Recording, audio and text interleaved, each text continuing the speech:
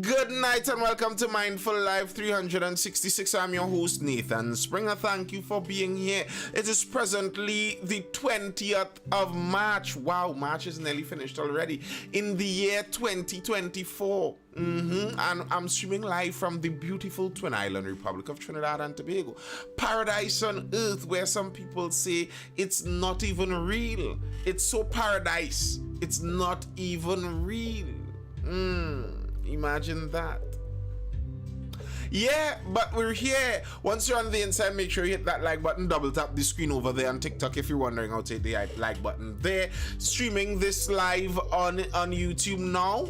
If you're on YouTube now, you can hit that like button all now. So, or if you're looking at this on the repeat on YouTube too, you can hit that like button on the repeat too. Just as well. Drop a comment on that YouTube live. If you're looking at this at some other time, feel free to tell me what you think. All right.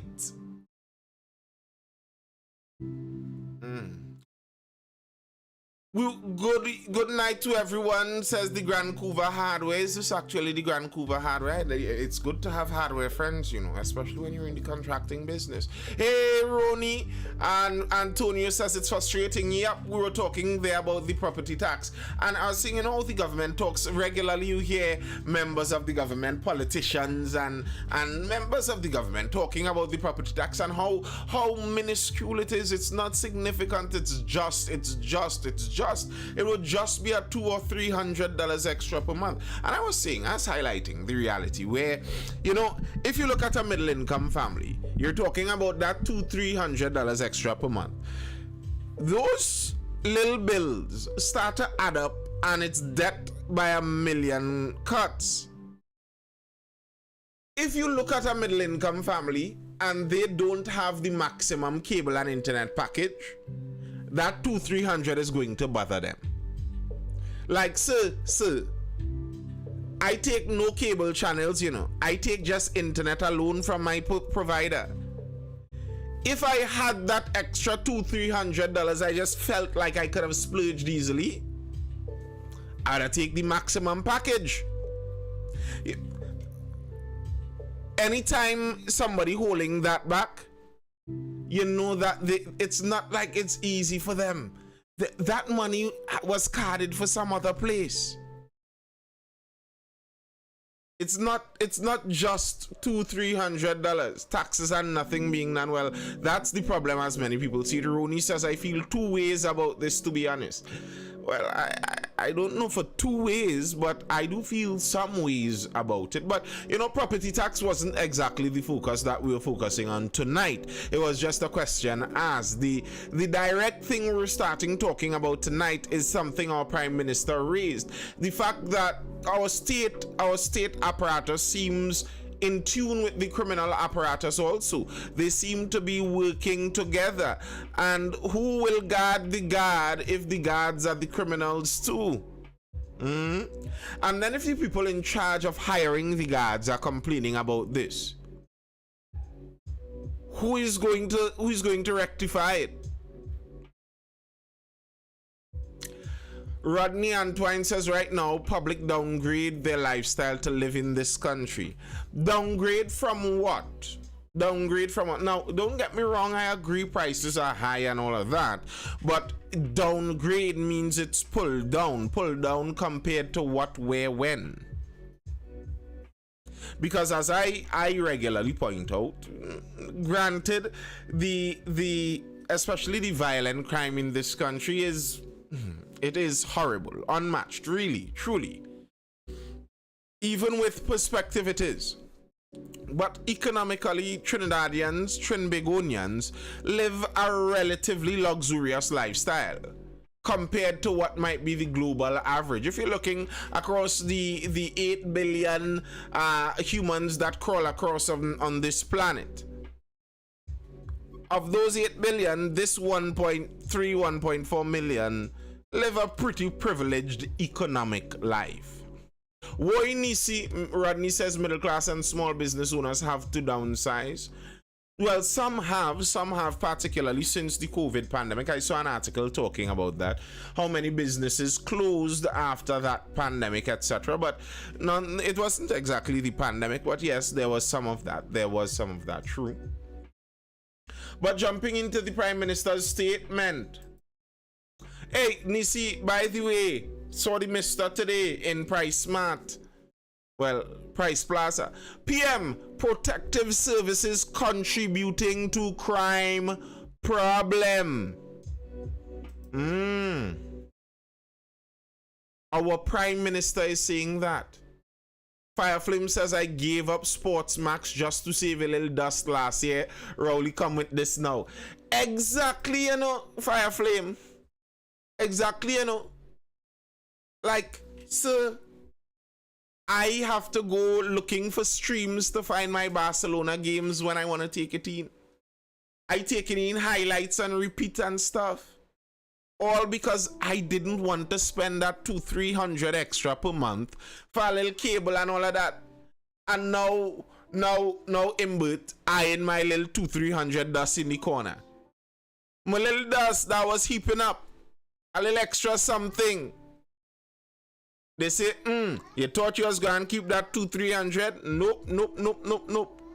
Listen, $200-300 extra is your diaper bill. That is diapers for a whole child. That is like you're paying you're buying diaper for a whole child every month till you dead, just to live in your house. Joe says that the PMC wants, if the government can't deal with crime, then the government then the government itself is part of the problem. Yes, our Prime Minister said that when they were in that, you know, that silly position of opposition where you can fill your mouth with all manner of foolishness and just spout it out there because you don't have the reins of power. It's easy to say those things. Our Prime Minister said that yes, if the government can't solve crime, then they're part of the problem. And just so you know, when he said that the crime rate, the murder rate in particular, was lower than it currently is, so by his own definition, he's part of that problem. Antonio says the PM said if you don't have a house, you wouldn't have to pay tax. Sir says, don't say that so loud. Joe, didn't he also say that they were not going to impose property tax? No, I don't think he ever said that. To be fair to the Prime Minister, I think basically ever since Dr. Rowley was on the political scene, he was talking about being pro-property tax, that they were going to put that forward there. They pretty much agreed to do that for some time now. It was on the front burner.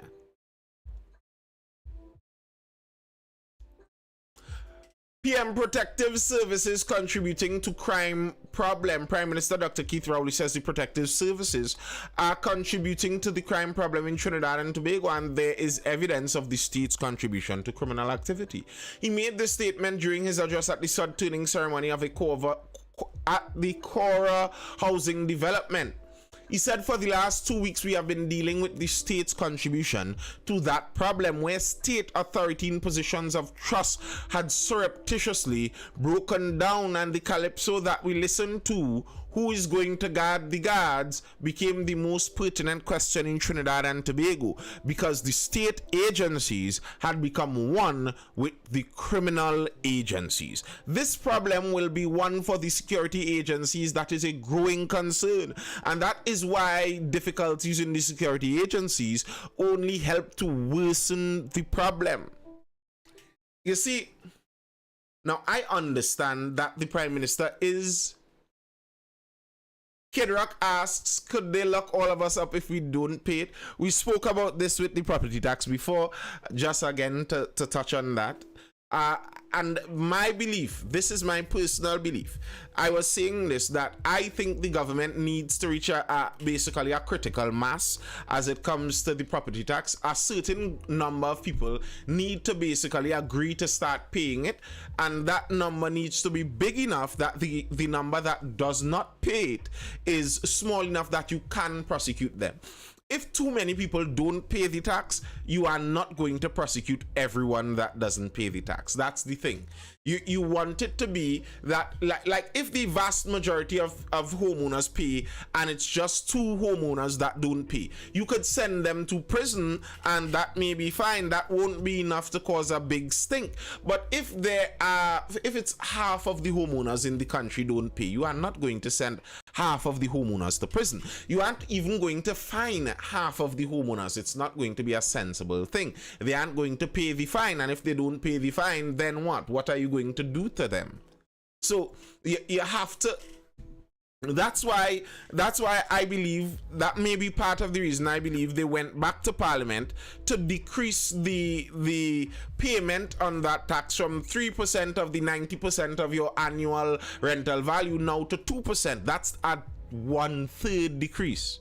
And that's if you were going to pay $300 before, their proposal now is you're going to pay $200. That's a significant decrease. And then they're encouraging people and talking about the appeal process for appealing your rental value and all of that and all of that and all of that. Because I think they want to get enough people willing to pay it so that it is possible to actually prosecute it. If enough people aren't willing, it's just not going to work. Joe says that statement he made is a damning allegation he made there. Does he have statistical facts to back it up? I saw videos on TikTok of persons burning the evaluation papers from Inland Revenue. Rodney says they had to look at rich friends to pay back their taxes owed to the government. Here's my thing. If you, as a government, are spending more money than you are making, why is the automatic assumption that you must find a way to make more money instead of spend less? Why is that so much outside the realm of possibility that it just might be we as a government are spending too much money? Just might be. But back to the crime. He added, Dr. Rowley speaking here, we have difficulties with the police. Yes, we know. We have difficulties with the Coast Guard. Yes, we know. We have difficulty with the Treasury. Yes, we know. But we are constantly available to respond to the criminal element since the information about their presence and their intent to the state authorities. And but here's the thing, as I was saying. It regularly seems strange to me the tone I hear Dr. Rowley speaking in when it sounds nearly like he is just a regular member of the population and he's flabbergasted by why we have all of these problems in our state agencies. But he is the executive at the head of the state. He's in charge of the state. What do you mean that the state is working along with criminals? Aren't you in charge of the state?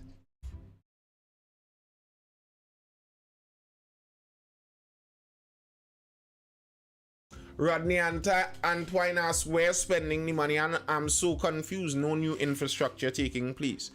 A very large percentage of the money spent in Trinidad is spent on transfers and salaries. In other words, food card, social security, URP, CPEP, state salaries, state boards. Lots of our money goes right there.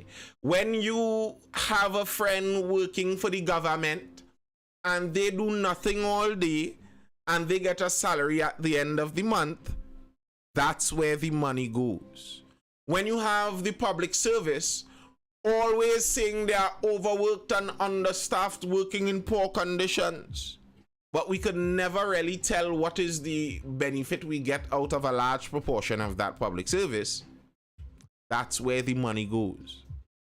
When you have friends of politicians sitting on a board here, board there, board there, board there. A million different state companies all around the place with their own boards getting 15,000, 20,000 salaries for each board member and all of that and all of that. And having a couple million under their budgets. That's where the money goes.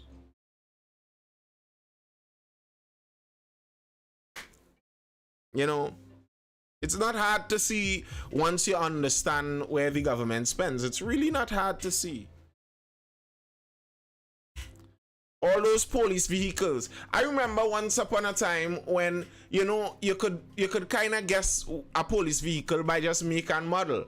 You know, the police, well, the police would have RAV4s. The police running RAV4s right now. They were running the Chevy Cruze. You know, they were running that. They were, now every vehicle, you spin, it's a police vehicle. Those vehicles don't come for free. And when they crash it every Monday morning,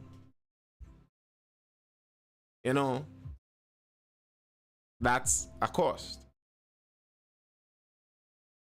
Dr. Rowley says, be prepared to stand up. We also should know that when we enter the realm of putting violent criminals who are inside, outside on bail, that the average citizen will want nothing to do with being a witness in any violent matter.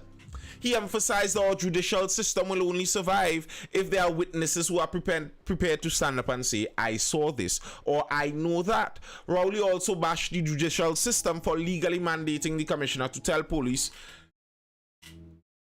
to tell the commissioner of police to tell officers who are compromised or suspected of criminal involvement or activities which contravene their job specification as officers in the protective services, the reason for transferring them. So the law basically forces the commissioner to tell the police officers what wrongdoing they are accused of. So he was complaining about our judicial system. He was complaining that many people who see what's going wrong don't say what's going wrong. Rodney says, for years, public service workers' stuff remains the same size, same salary. Yes, the same massive weight on the country. You know, that's why I regularly rate, big up Faizo, that's why I regularly rate A&R Robinson. At least he was bold enough to look at this massive nonsense and say, well, you know, this is unsustainable. We cannot afford to pay all of these people to come in town, soak up AC, buy food from the food courts, and type up one document per day. It's just not sustainable. And okay, you might say you want the businessmen to pay more taxes, but pay more taxes for what? You want a businessman to pay more taxes to pay more public servants? Really? That's the system we want? Oh, Kevin.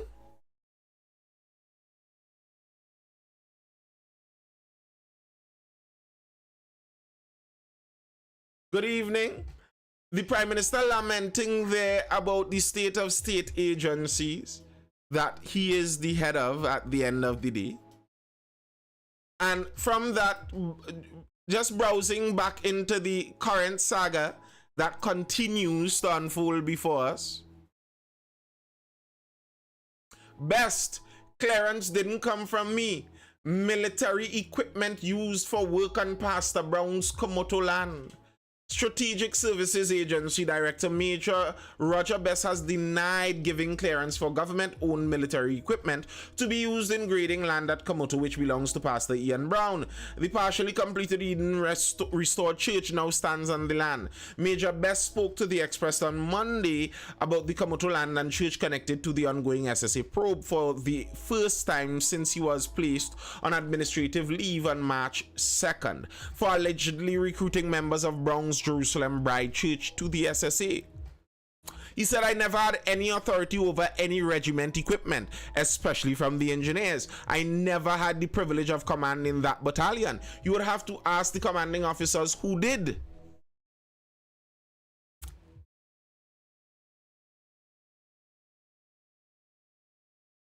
Good night, David Bostock. Kevon says, I'm so very disappointed with KR. He behaves like a commentator and not a governor. Exactly. Exactly. Like, sir, what are you talking about that it's so frustrating, the criminal situation in the country? You are in charge of solving that. It's like, to touch on some of the male-female dynamics talk. Part of the reason that nobody really wants to see a man crying down the place all over is if you believe in the traditional setup of families and households, and a man is the head of this household, a man is the leader here. You can't be crying as the leader. Whichever problem it is that is causing you to cry, you're the person that is supposed to be solving it. Like Dr. Rawls, sir, you aren't the one supposed to be crying. If you want to just comment and say this thing ridiculous, then relinquish the leadership role, go and sit in Woodford Square and talk with those fellas. You could talk about the rubbish and the rubbish state the country is in all day. In fact, you could start a live like Nathan Springer. You could join the live every night with me, and you could imagine Dr. Rowley and I as co-commentators here in the live talking about the state of the country. If he is in search of just commenting on it, that's the position you are looking for. But the position you are in right now, the position you are being paid for, is not one of commentary. You aren't in a commentator's position. You are in a position of leadership. You are the one supposed to be making the executive. You are supposed to be executing the decisions necessary to change the state of these things. If the state the state agencies are compromised, you are the one that are supposed to be uncompromising them. And bear in mind, this is some 8 years into your, what am I saying? 9 years into your leadership. Dr. Keith Christopher Rowley has been the Prime Minister since 2015. This is nearly a decade. How can you be leading for a decade and then acting shocked and flabbergasted and appalled that the agencies you have been in charge of for the last 9 years are criminally compromised?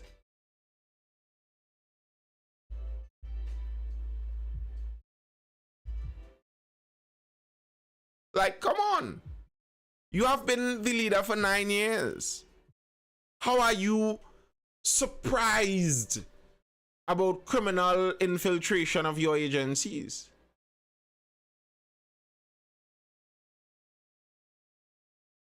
We have here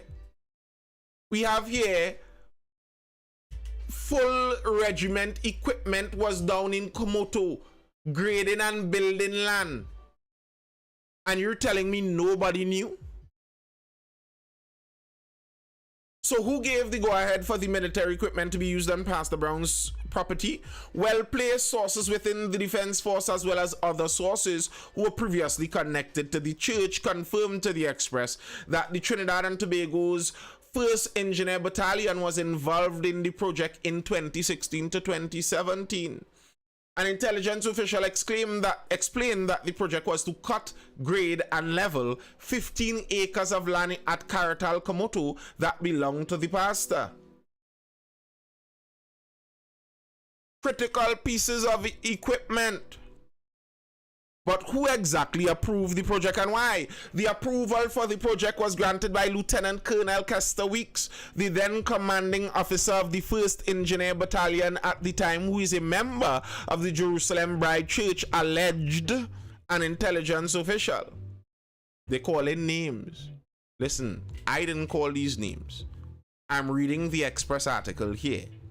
And according to the Express, they say an intelligence officer has alleged to them that that commander was the person who was in charge of the battalion and gave the go-ahead. Nothing went on without them knowing.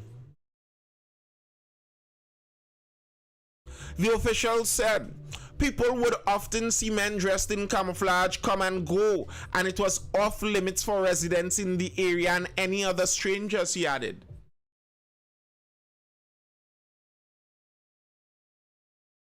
All this occurring illegally under government watch. And now Dr. Rowley is talking about, you know, if you see something, say something. We'll get into that. We'll get into that.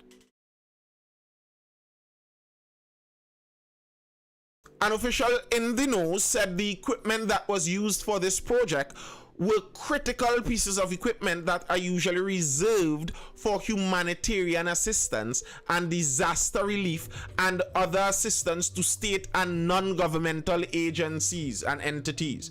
Another well-placed intelligence source said a combination of vehicles and equipment was used during the time of the project. Weeks. Listen to this. Listen to this. Because our prime minister is lamenting, you know, he's appalled, he's shocked, he's blown away.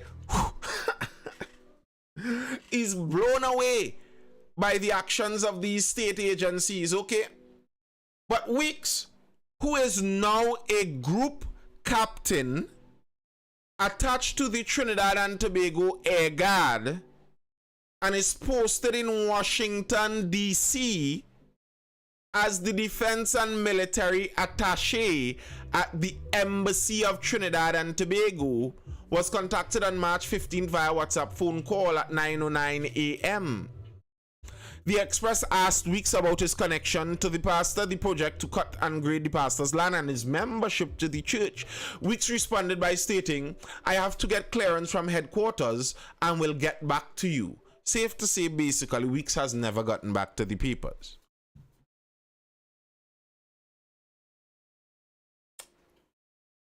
So,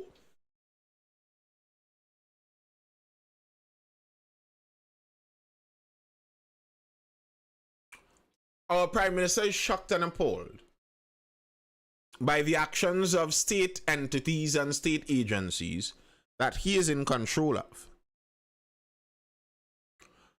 And while he is so shocked and appalled, you look at some of these accused people.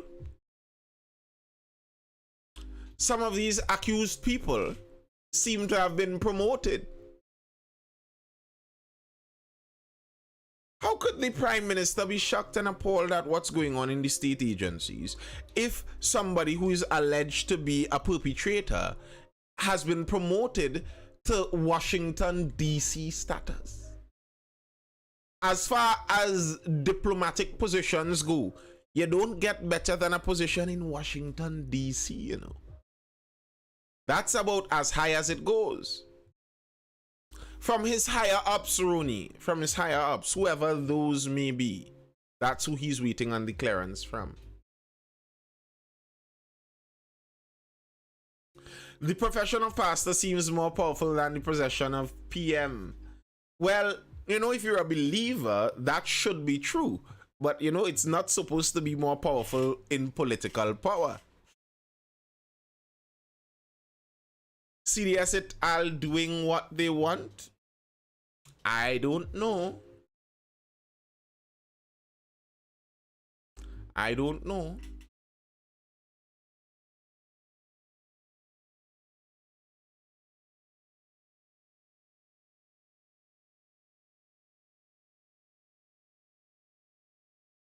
An interesting development. I saw someone ask me about this yesterday or something to that effect. A new DCP, Suzette Martin, new Deputy Commissioner of Police after House vote.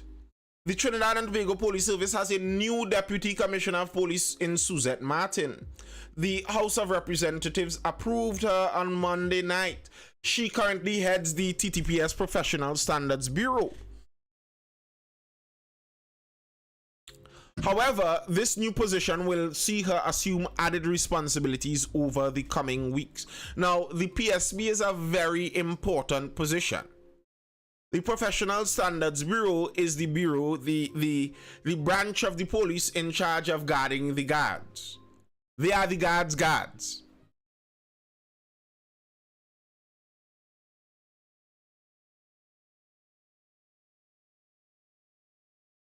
And they promoted the leader of this agency, of this bureau.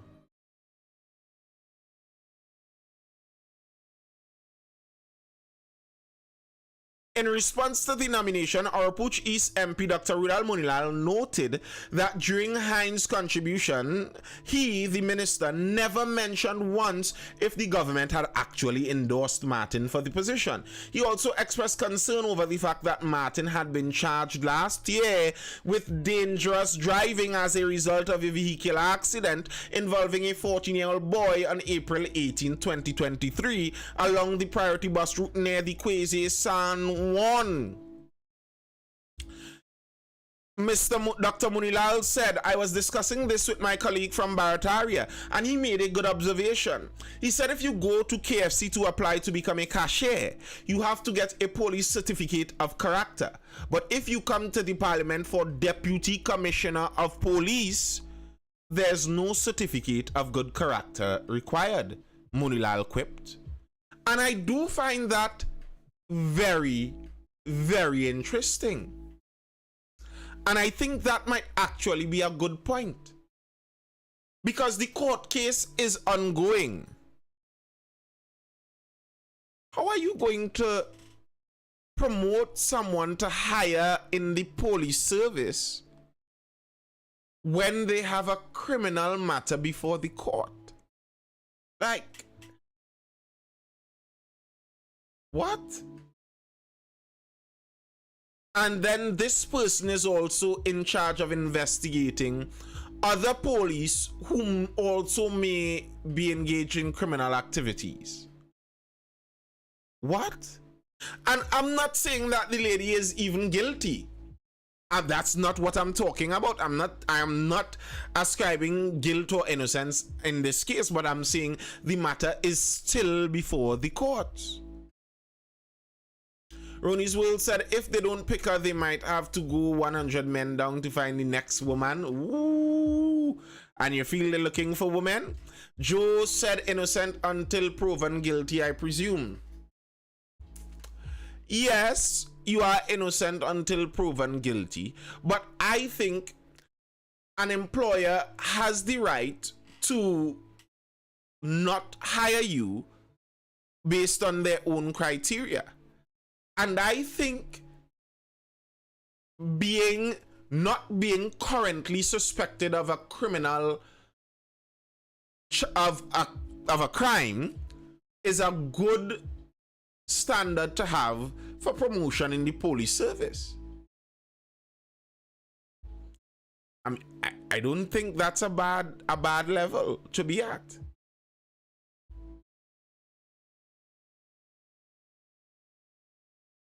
I don't know why I'm worried Philip will fix all that with the help of the UNC leader.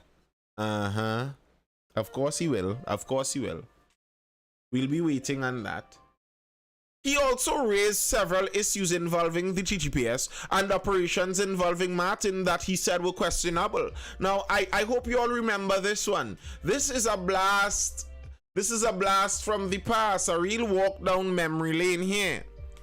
One such matter was the arrest in Barbados of businessman Brent Thomas, who was brought back to Trinidad in 2022. Thomas, a firearms dealer, was charged with possession of prohibited explosives and firearms. Munilal raised this issue and the international exposure that was garnered as a result of the incident, and the fact that Martin was a part of the operation.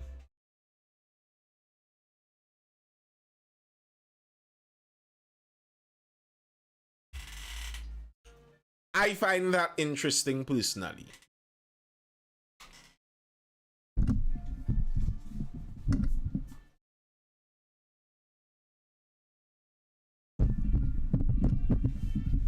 Personally, as for me, I find that very interesting. This person who was involved in what was one of the made something that something that still remains unresolved is pushed through for promotion by our government, even while on criminal charge. All right. Okay. Be that as it may. The Prime Minister, in that same statement where he was talking, though, went on to also point fingers at the people.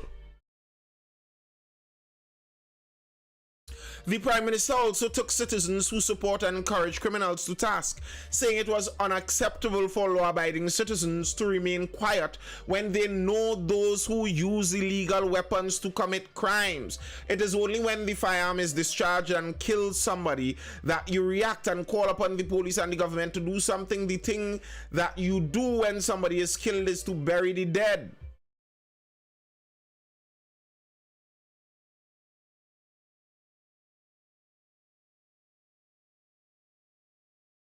The Prime Minister said up until recently, most of the criminals only had access to handguns, which they could conceal, but now most of the killings are done by people with assault weapons, which are hard to transport or operate without members seeing something. If you know who it is, then for God's sake, tell the police what they have, where they are, and then something will be done. There are too many people in this country who know who the killers are, who know who the criminals are, and who are turning a blind eye to it, and worst, who are encouraging it, the PM said. And you know, I agree with him, but I think they should start at the top.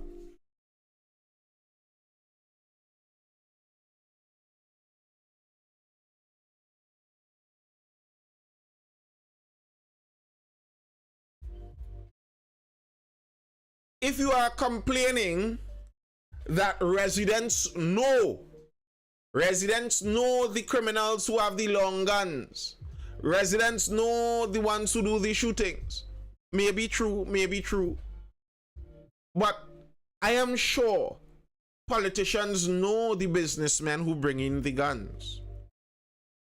Politicians know the businessmen who run a business as a cover for drugs. Politicians know which other politicians are on the payroll for gangs. Politicians know which of their friends rub shoulders on a continuous basis with community leaders. Politicians know this. And if you are telling regular citizens with no protection for themselves, with no resources to buffer themselves against the difficulties and criminal actions out there, that they are supposed to risk it all for the betterment of our country and tell what they know, then for goodness sakes, the same should be expected from the politicians. When last a politician was a whistleblower?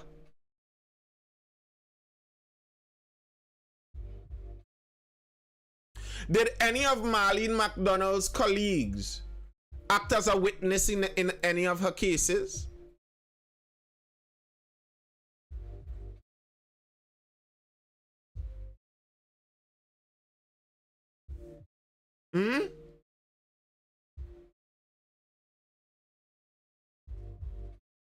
It's alleged community leaders showed up at that lady's coronation, and you're telling me that none of her colleagues knew of her affiliations? None of them knew of it? Yeah, Rooney. Yeah, we have to kill them out. Deep Thought says they want us to give information on crimes when the deputy director of the SSE husband was murdered. I'm telling you. Sir says, I don't know anybody with any long gun, nor do I know anyone involved in violent crime, just saying. Like, Burki memes have become Trinidadian heritage.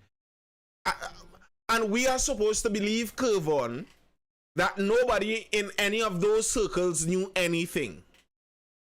But you want poor person living in a 20 by 15 on Pioneer Drive in Sealots to come out and tell what they know about somebody who living next door to them.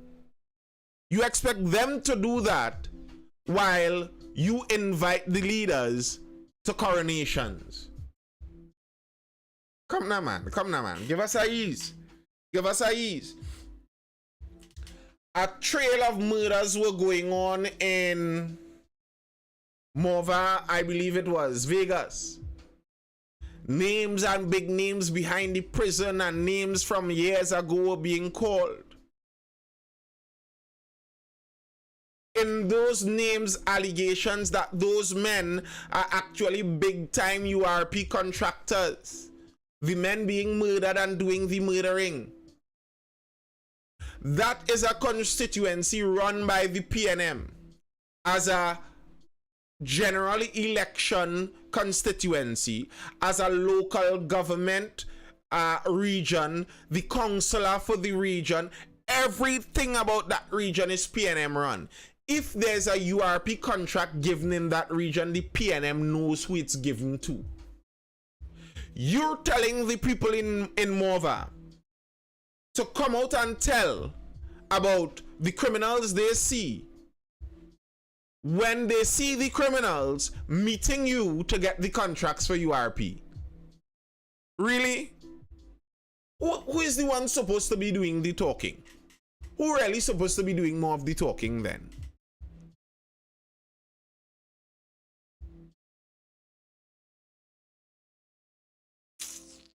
Come now, man. Like, let's be real.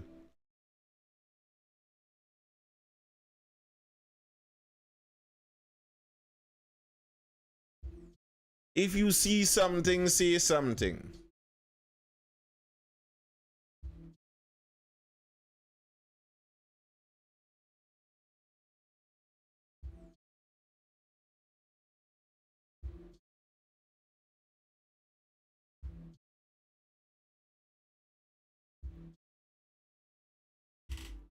His latest statement on the property tax was terrible. Which latest statement is that exactly, Kevon?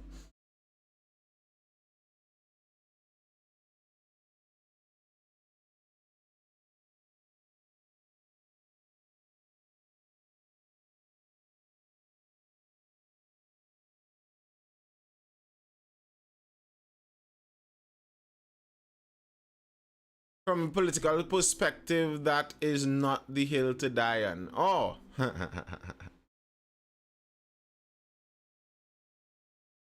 I think the PNM's leadership, Dr. Rowley's paternalistic technique is just the bad method to go at with this property tax. He said he's willing to risk the election on property tax. I think he says that because they were pro-property tax for the last 2 elections and they won. So he doesn't believe that the property tax is an election-losing hill. That's what I believe. I don't actually believe that he's really willing to risk the election on property tax, because I think he doesn't think that the election can be risked on the property tax. And I believe he might be right, because either way it might still just remain something looming and hanging over our heads, as it has been for what, the last 2 decades. So I don't think, I think if indeed it seemed like this property tax was an issue that would really take away the election, I'm not sure if he would have died on that hill. And if it was a hill that they were so sure they would have died on, they wouldn't have gone with the amendment to the parliament to drop it from 3% to 2%. Just the fact that they went with the amendment to parliament to lower the rate from the 3% to the 2%, that's a third less. Just that fact, I don't think they're willing to lose for this. They're trying to win with it. They're trying to explain why they do need it, I think. Oh, Ronnie, sorry. I was on the different screen, so I wasn't seeing anyone waiting there. My apologies. My apologies. Make sure my volume up. What going on? Hi, good night. Good Good night. night. Actually, I remembered what I wanted to say. I'm so proud.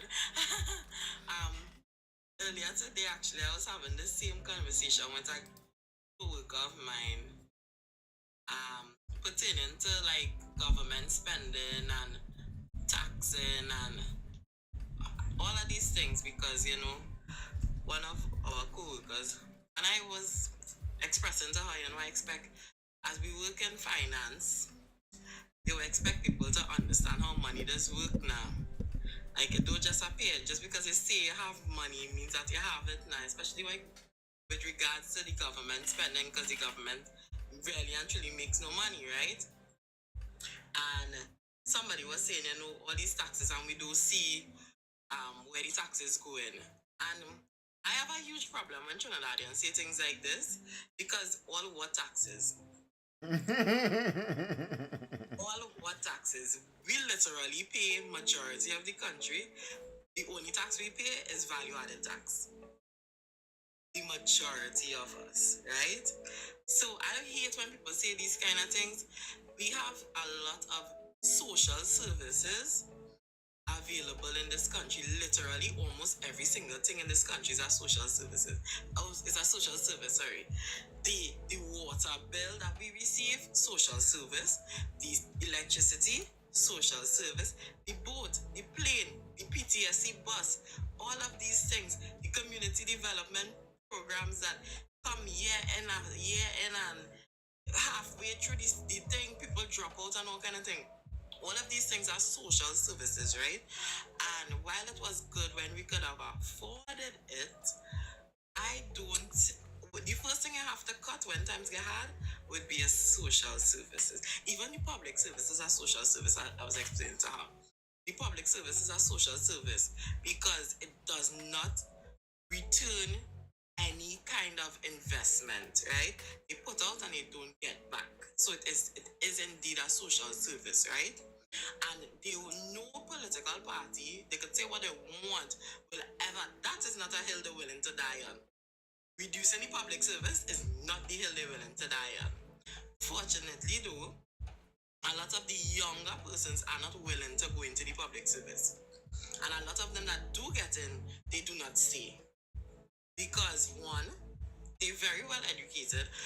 Two, they're not willing to take disrespect from older people, and you know them older people very disrespectful. I had to put two of my supervisor and one of my co-workers in the place this week. And after that, I called HR and told them, yeah, what's going on? Move me. As a matter of fact, if they cannot move me, I would like to apply for no pay leave. Because the government service to hire children. And younger people realize, like, listen, this $5,000, $6,000 really worth it, You know, as you say that might actually be a technique to get rid of the public service. Keep the pay for the public service prohibitively low. Like less than 5,000, 4,000 something. The public service is basically what's this thing that many of those modern people like universal basic income? It's like a UBI. Your public service is your UBI. Your universal basic income is public service. You get $3,000 so that only the people who just want to subsist go there. And I mean, as somebody said, if you're a wealthy country, like I do understand that to an extent. If as a country we have natural resources being produced, I could understand using those natural resources to make life more cushy for everyone just for the privilege of being born and into a place with these resources. It's like a wealthy family. If there's a wealthy family, even the slackers oftentimes in the wealthy family are taken care of. You mightn't get things as easily because you're a slacker, but okay, we're not going to allow you to starve and die when our entire family has wealth. We're going to see about you. So you could have that, that basic level, but you can't expect cushiness offer freeness. Like I disagree that you're supposed to get cushiness off of freeness, but I do agree that a country with a surplus of natural resources, all the citizens of the country should be able to benefit from those resources, especially when it's like the way we use it is it's sold outside, so it's not even internally used, it's sold outside. Of course people should get some benefit from that. Listra says just now, let me see what Listra said there. Explain why more money if being put into the corporations for decades yet no significant improvement. Which corporations? You mean the regional corporations? And if you're, I don't know why, what exactly you're expecting me to explain there, but I will tell you that many of those corporations are extremely corrupt. Corruption is rampant in regional corporations, as they are with nearly all government stuff around the board. I agree with what your general point was, though, Rooney, that when many people talk about we so taxed in this, they aren't really paying much taxes. But what I will see is there's a dichotomy involved there, because there are many people who live on that tax negative side of the line where they don't really pay any taxes other than value added tax. They're getting a government job and pay anyhow. Why? But on the other hand, there are some people out there working privately in the free market, in the private sector. They are taxed if they report their income. They are they are taxed, and everything, every corner they turn at different policies. They're trying to rake off a little extra money from them. So there are people living like that that do have a legitimate complaint also. Yes, I understand, and that's why I said I feel two ways about the property tax, right? Because one, I understand things like, for instance, garbage collection that is done basically not is free to you, right? To the roads being cleaned, and well, I don't know if what they have for Trinidad, I don't know. But again, when clean all the road, I don't know. But I know that like where I live, we have cleaning the road every day. The garbage truck does come. It used to come every day. I don't know right now. But yeah, things like that. You basically have all of these benefits and you're not paying into it.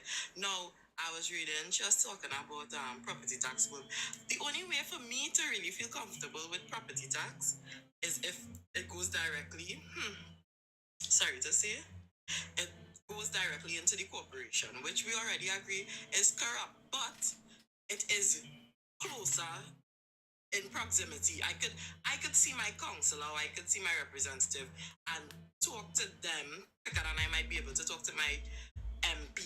You know what I'm saying? Like if something we pay in taxes, we can have a fair idea as to how much everybody. And the next problem people would have to, which is like poor people who envy rich people, will hate the fact that Westmoreans will have better things Than other places. than Faizabad. Right? Because Westmoreland will pay higher property tax because their properties will cost more money.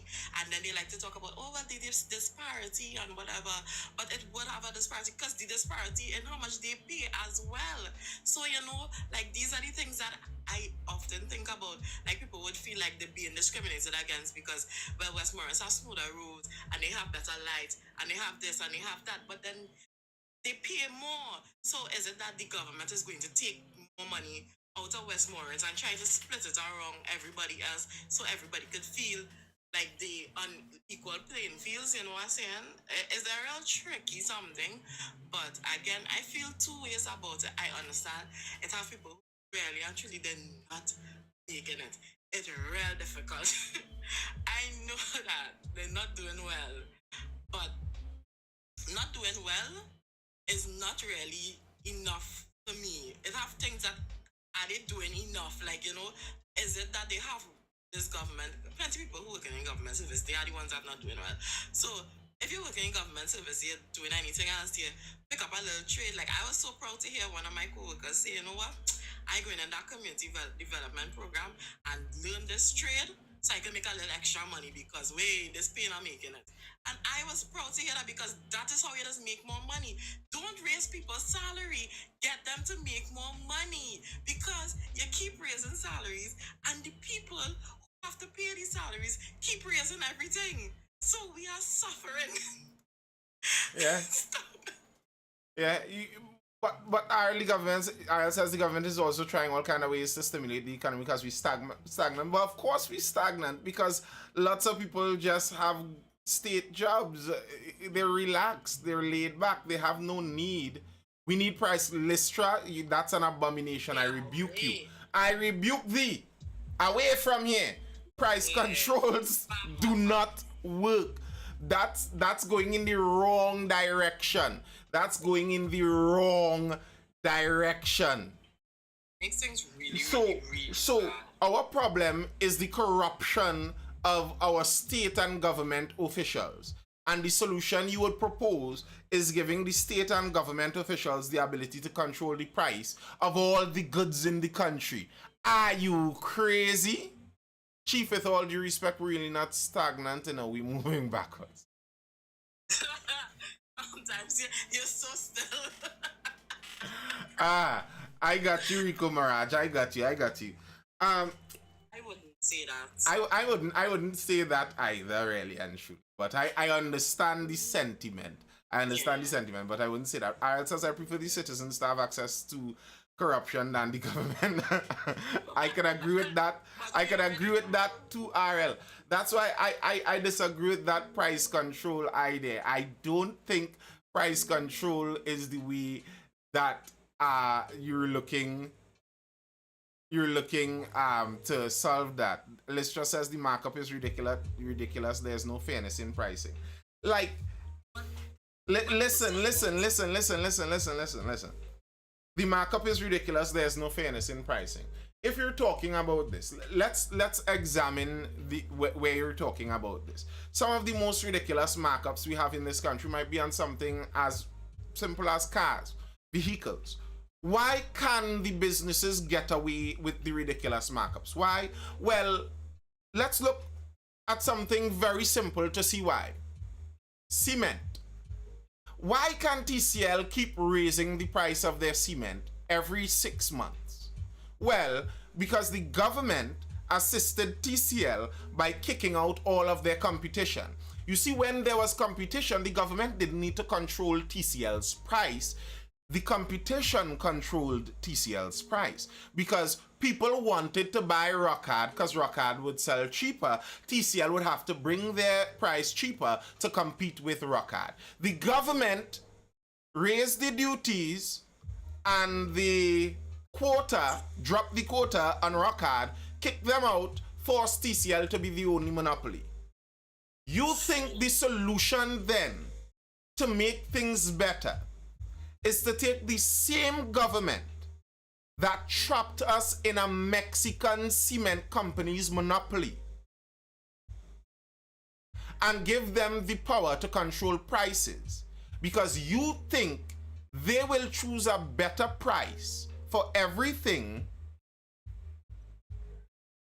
than the free market would? How does that make sense? Wait, listen. These are the people that when they are allowed to select a salary for themselves, select a salary that is something like 1,000% higher than the salary of the people lower in the same public service. They get to choose the salaries of the lower level public servants and themselves. Look at the disparity they create. They make this disparity. They say the lowest level public servant gets enough money to travel to work and back every day, while we should be getting somewhere 80,000 around there. They say that. When they are allowed price control on salaries, that's what they do. And you think the solution to high prices is to give those people the power to control all the prices? Listen, just for one, it doesn't work because you can't force people to make a loss. People aren't going to make a loss. That's not going to happen. It doesn't work. But even the idea of it, even the very idea of it doesn't make sense. You see, just now, Ronnie, I will. The reason we end up with that so often is we get tricked into believing there's a perfect alternative somewhere. So the prices right now are ridiculous compared to if we could have somehow perfectly gotten Associated Brands to sell everything for 50 cents. But there's no reality where that happens. That's not an option. And the politician loves to sell us on those utopian realities that aren't really options, but they love to sell us on it. We are going to do this for you. How? Yeah, Rooney. Oh, great. I was so glad it didn't touch on what I was going to say. I was coming to tell you, like, we talk about this tomorrow. I was having the same conversation with a fella who I met a little while ago, and I honestly thought, would have been on the same power with that because, but anyway, I was telling him, if you do price control, because he was like, no, let's just do price control on food. But you can't do that, right? Because one, if you price control food, you have to price control everything that is associated with it. So that means that rent must be price controlled, salaries must be price controlled, the bills must be price controlled, because I might have a parlor, right? And I don't have staff to pay. I don't have security to pay. I don't have a commercial bill to pay. I just have to buy the goods, put it out, and make my money. But a store like Massy have employees, Massy have security, they have commercial everything. So, their output would be a lot different than mine. So who is to say how much anything could be sold? Because then, what does that mean? Would it mean that I make 1,000% on any item and they make 1%, or what is it? You know what that is? That is governmental narcissism, Rooney. That's what you're talking about. That is such a good point. It's governmental narcissism where somehow you believe as the government you have the ability to make everybody's business plan. You know my pricing model so well, you are going to decide for me what my price needs to be. That is insane. That's insane. And how are you going to tell me that I want to go into the business, avoid being a capitalist free market? You want to avoid being a capitalist free market? Why would you want to? So wait, you want poverty? In other words, you want us to be poor. You want us to be begging for food. You want us to be groveling in the streets begging for toilet paper. Because bear in mind this price control. Venezuela has price control, Where price control works, Lystra, where's a place that price control works? Because Venezuela tried the price control business. And I believe they still have price control on their items. So, if you could get any of it. Wait. Price control works in Cuba? Not where has price control. Where does it work? Where does it work? And price control is not the same thing as being subsidized, just by the way. If the government is paying the rest of it, it's not the same thing as price control. And that is worse. If the government is footing the rest of your bill, everything is going to increase. Well, because you know what? If I was selling something for $5 and then the government comes in and say, well, here I was selling for $2.50 and I could get the next $2.50. Guess what? My item is now $10. You will pay me $2.50 and the government will pay me $5 and I will give them back $2.50. Yeah, I understand what you're saying. I don't know if I'll say it's worse though. I don't know if I'll say it's worse. I think subsidized might actually be better than controlled because it may be possible to work subsidized still in a free market way where the government just gives some people money to do something. So, like, for example, here's the example I'm seeing. For example, in an education system where you have private schools and the government gives people basically a coupon, as it will, to spend in the school. Yeah, you could get better quality. But as you said, if the government assures that they're going to pay whatever price the school fee is, you tend to have the problem of the school fees climbing, as the universities found out. When the government assured the student loans, the universities kept raising the prices. So there's that problem also with subsidizing. But nonetheless, I'm still sticking with price controls don't work. But I wouldn't say that's subsidizing. If you're giving somebody, you are subsidizing one person's there was somebody who probably can't afford it. If you're giving out, like, say, food card, that is subsidizing somebody's grocery bill, right? But this is not going directly to the man and saying, well, here's what, you have this item that you sell and I am willing to subsidize this item, you know? Like the school example. In my school I was paying something like $5,000 a semester.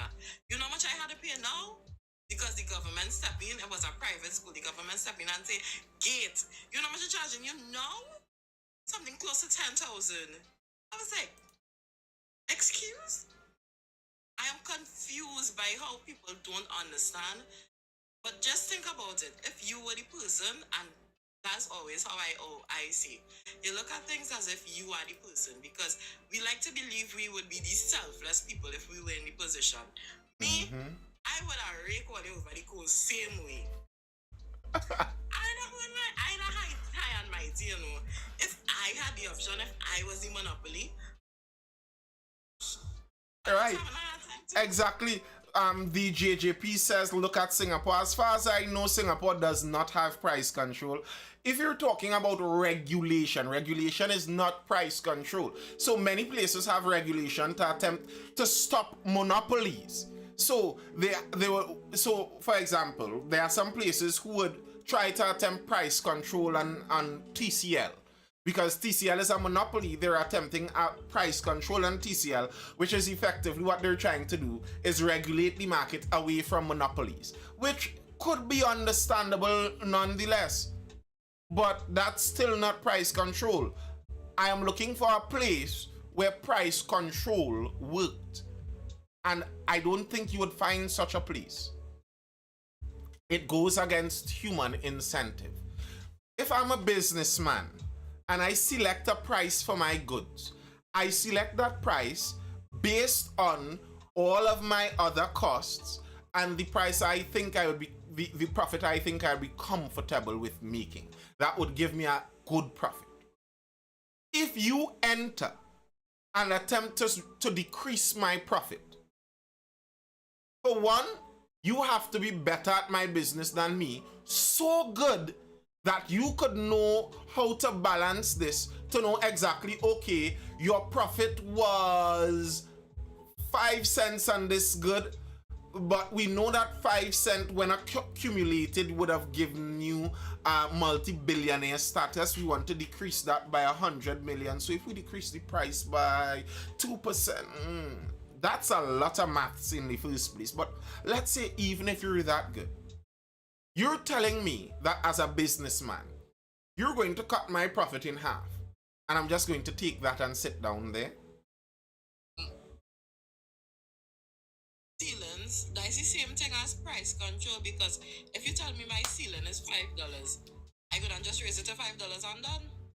But anyway, so the reason I was like, you know, we can talk about this tomorrow, because I was wondering, and if Express, Guardian, Newsday, Sunday Punch, anybody who prints papers would like to take me up on this offer.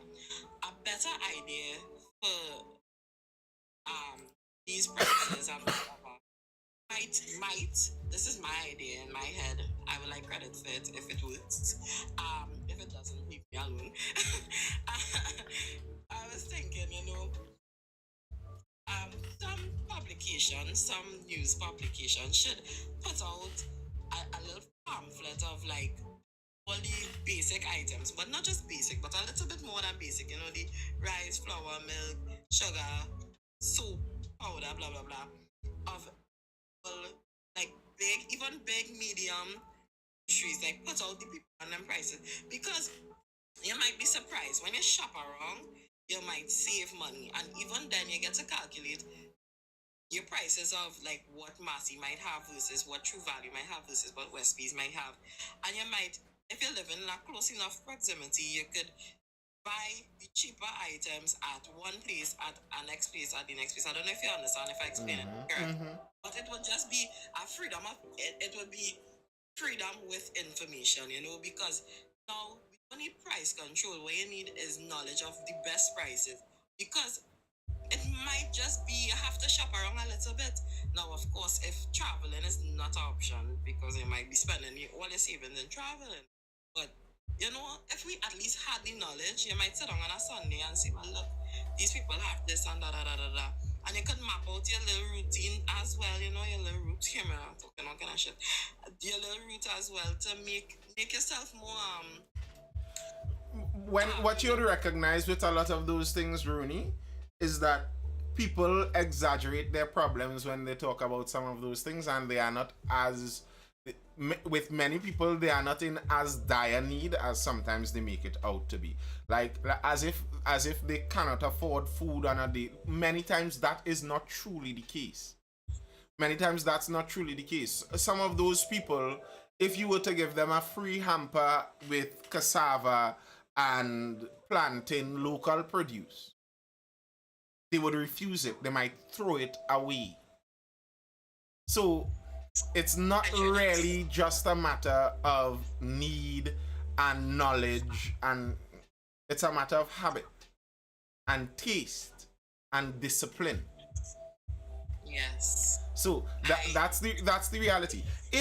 I think if in a country like Trinidad, people in the most difficult of situations, if you could reach to them and tweak their habits, taste, and discipline, they won't remain in that situation for very long. The problem is most often in a country like ours, the problems are most often not really material need. It's not that we need to shop around that much. Some of those poor people are shopping in the expensive grocery because they want to and because they want to look a certain way. And then they would go where they don't belong and complain about the prices. No, you don't belong there. You are not supposed to be buying market goods in the cold section in the exclusive grocery. You're supposed to walk into the smelly market and bargain. That's just where you're at. You could bargain with some market vendors. With some I knew a lady. I know a lady who had something like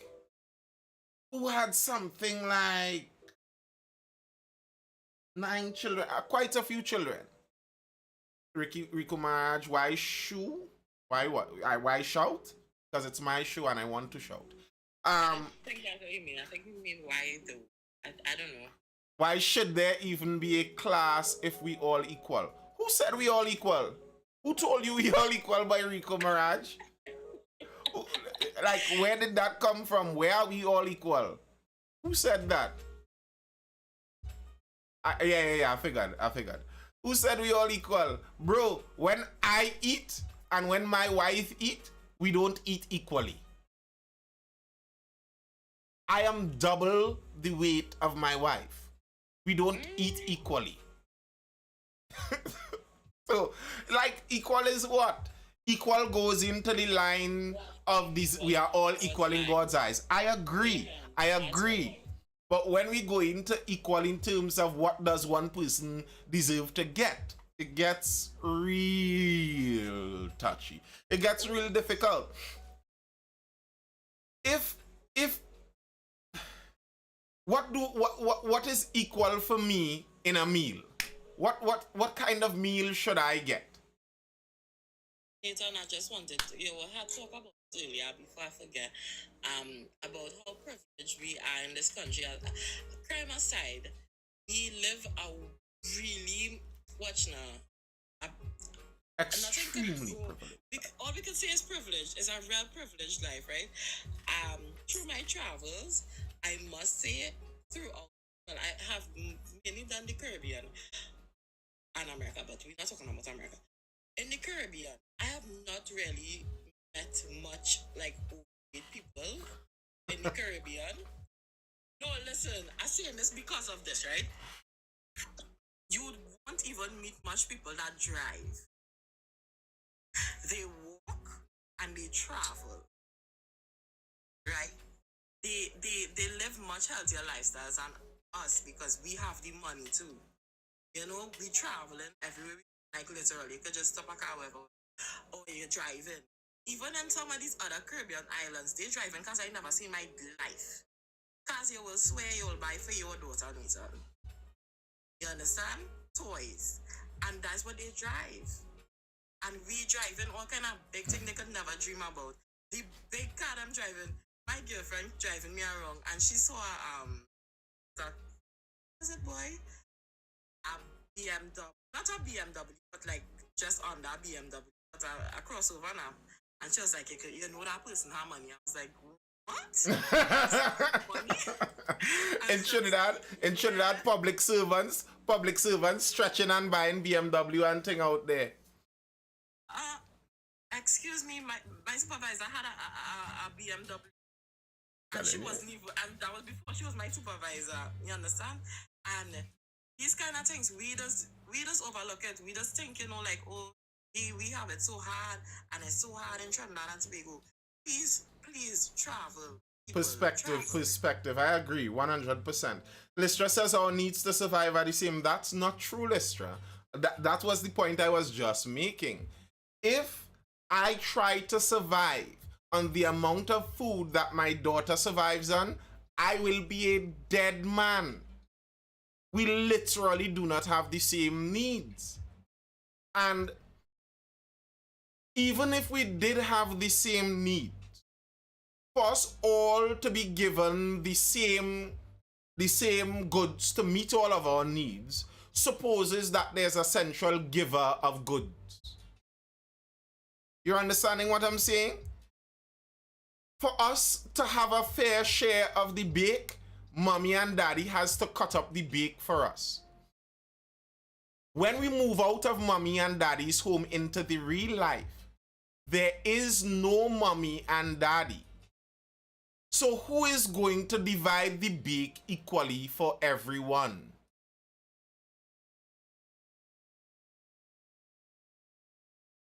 Listra says, my point is we all need food, clothing, shelter. Yes, we do. We do. We don't. Vagrants living very comfortably. Well, I understand what you mean, but nonetheless, so what? Like, even the book we are using right now to say that all men are equal, because that's not an automatic assumption. Just so you know, that comes from a religious assumption. So be that as it may, not everyone has to believe that all men are created equal and are equal in worth in God's eyes. That's a religious assumption, but we do subscribe to that assumption. But in that very same book, they said, by the sweat of a man's brow should he eat. And if a man does not work, he should not eat. Same book. So it seems to tell me that, okay, yes, you have worth. Yes, you have value. But you need to take care of yourself on this earth. You cannot expect to be taken care of by other people. So yeah, we have needs. The primary person to meet your needs are yourself. Before that would have been your family. The idea that the primary meter of our needs is the state is, for one, a Marxist supposition, and two, one that does not work very well.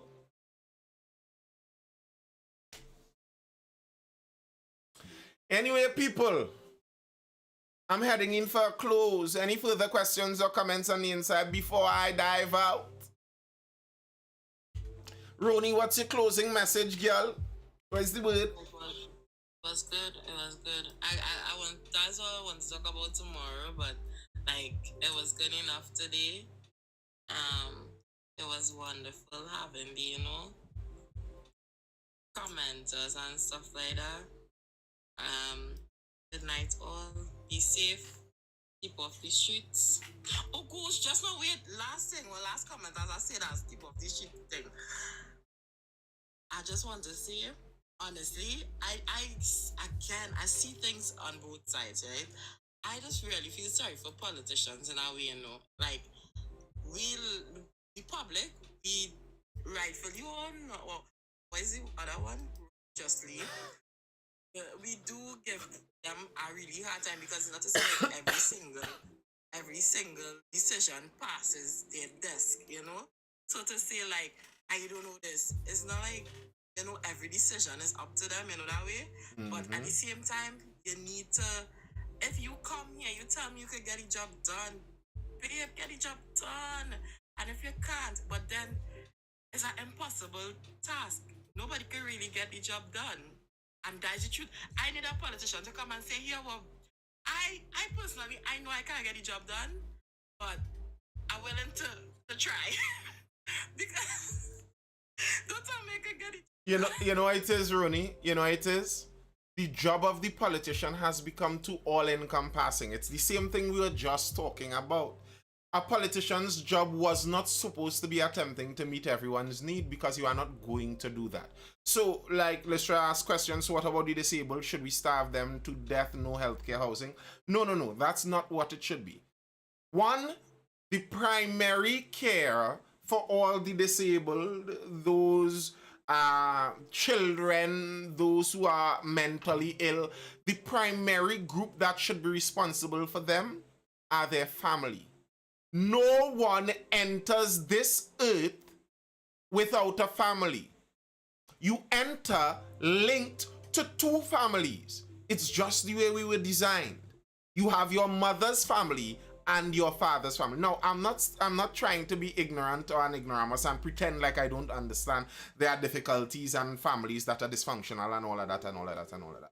But I think one leads to the other a bit more. I think when we have the state attempting to take the place of actual social institutions like family, like churches, like communities, when we have the state doing that, we have those institutions falling apart. So as the state has taken more power, we have seen family, church, and community disintegrate more and more. I think what we need is for the state to step back, because the state is no better at attempting to get someone's family off of the street than the family has been. The best person to attempt to get Sistrin off the street and her help is probably her family, not the state. And the idea that the state can do it has left some family members, has encouraged, I think, the disintegration of the institution of the family. So now families don't think educating their children is their responsibility, because they believe the state has the responsibility for educating their children. Families say things like, you make the child but you don't make the mind. You never know what the child could do, That you never know what the child could do out there, you had the child and you can't. So who you expect to control the child? The state? You are the only person that has the control of this child. That's why in times gone before, they would literally allow the family or clan to even kill the child if they're overdoing it, because who else? In our system, here's how we are so upside down now. If we say something like that, it sounds macabre, it sounds insane. Are you saying a family? And don't draw links with this Andy Valcine horror story. That's not necessarily what I'm talking about.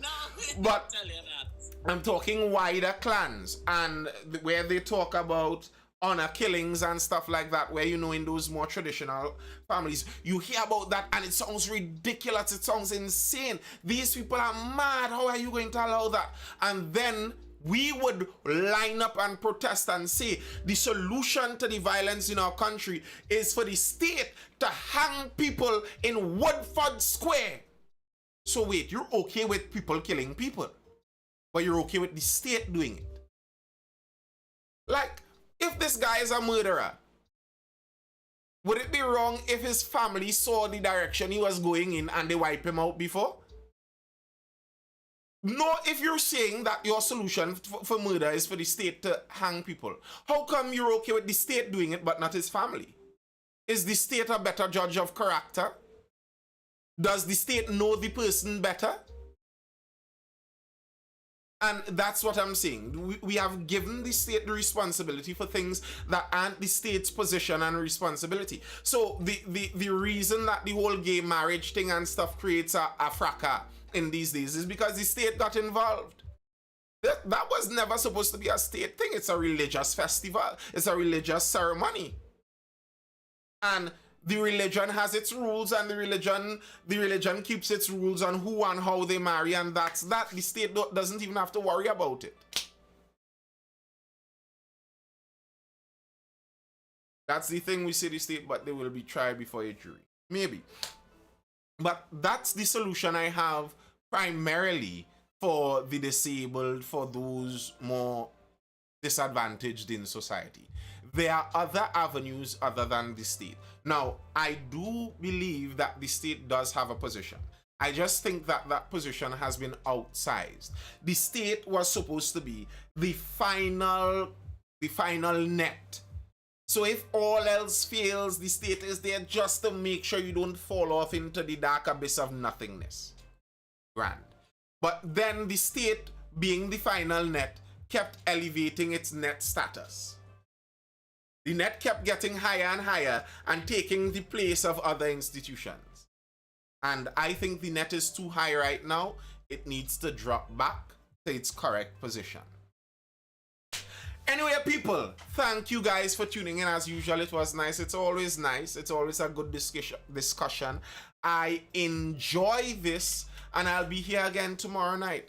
Tomorrow night, that's what we do. Tomorrow is Thursday. Thursday talks. On a Thursday, that's all we were doing. No direct topics, no news stories directly.